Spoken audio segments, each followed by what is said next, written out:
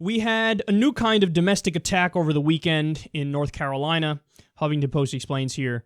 Police in North Carolina are investigating the firebombing and vandalism of a local Republican Party office in which the perpetrators threw flammable material, I think like a Molotov cocktail, through the window and spray painted a swastika on an adjacent building.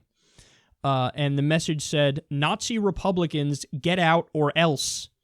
The incident occurred overnight Saturday at the GOP headquarters of Orange County in the town of Hillsborough, about 40 miles northwest of Raleigh.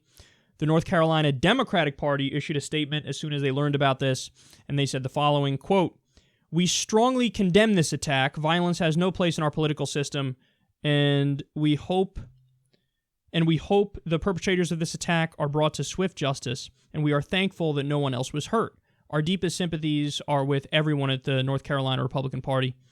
And then on top of that, on Sunday night, a GoFundMe campaign urged Democrats to donate money to help reopen that GOP office.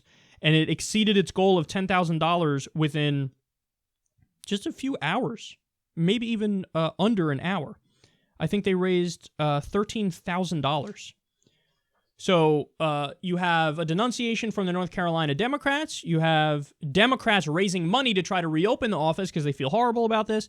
And Hillary herself came out and said, quote, "The attack on the Orange County headquarters for the North Carolina GOP office is horrific and unacceptable.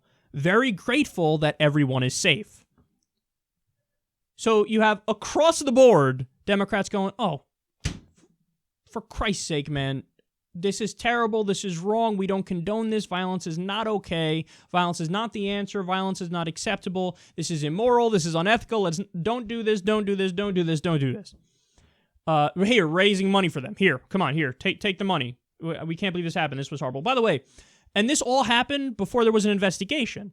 So some people are saying, hey, are there examples in history of, the Reichstag fire of, all right, burn it down and then blame the other people? It's happened. Now, again, I don't know that that's the case here, but some people are claiming that's the case here. There hasn't been an investigation yet. My feelings on that are it's much more likely to not be the case, but I guess there is a chance that's the case. We don't know until there's an investigation. But so even before any investigation, the Democrats are coming out saying, bad, wrong, don't do it, terrible. And go ahead, try to find audio of Hillary Clinton saying, yeah, do violence against the Republicans. She doesn't say that because she actually agrees with them on way too much stuff, which is one of the reasons I really despise her. So let's be clear about that.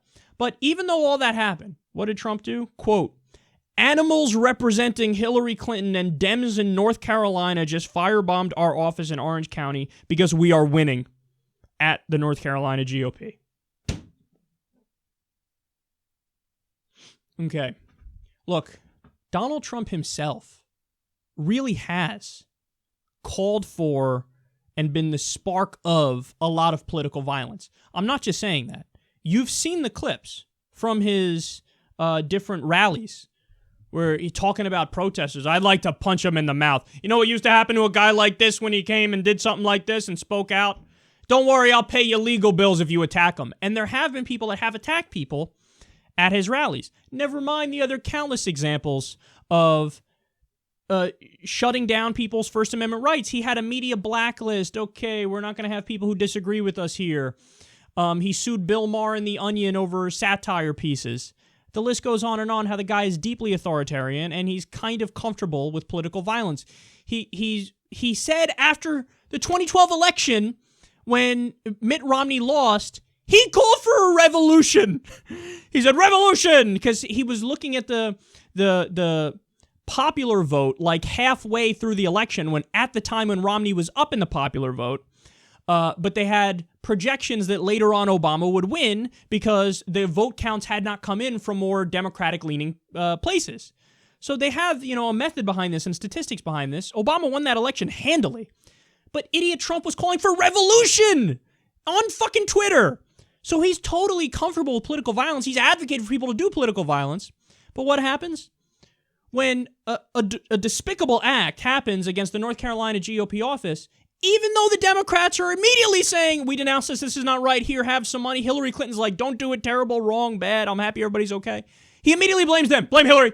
Blame Hillary and the North Carolina Democrats, the same people who released the statement saying, no, this is not okay, and the same people who helped raise money to try to reopen the office. Blame them, blame them, blame them. Well, this is only exactly the kind of person he is, and this is, for example, how he thinks of Muslims. This is why, directly after some ISIS attack, he turned around and said, we want a, quote, total and complete shutdown of Muslims coming to the U.S. Let's ban all Muslims from coming to the U.S. Ban all Muslims because ISIS. Ban all Muslims because Al-Qaeda. Well, that's bigoted thinking. It is. It just is. Blame all Christians because KKK. Ban all right-wingers because sovereign citizens and David Duke. That's a bigoted form of thinking. That's a silly way of thinking. And he can't break free from it. He just can't fucking break free from it. And this is another example of it right here. So, dude, try for just a second to not be divisive and to be reasonable. And by the way, to the people, assuming it is, Democrats, which is the most likely scenario, and so supposed leftists who did this. Okay, you guys are fucking idiots. You're immoral, you're unethical, and you're using the tactics you claim to despise. Oh, we hate Trump because Trump is violent. So let's go do violence. That makes no sense. That makes no sense. That makes no sense. That makes no sense. We're so against the political violence that Trump is pushing that now we're going to do political violence. Do you not see that contradiction? And also it's massively counterproductive because now you made it so that the right-wingers in North Carolina, probably the police force, which is overwhelmingly leaning right, now they're going to crack down on anybody who they think might be a Democrat, which means they're going to crack down, for example, on the entire black community as a result of it. So well done. You just created more victims out of your ultimate stupidity and immorality.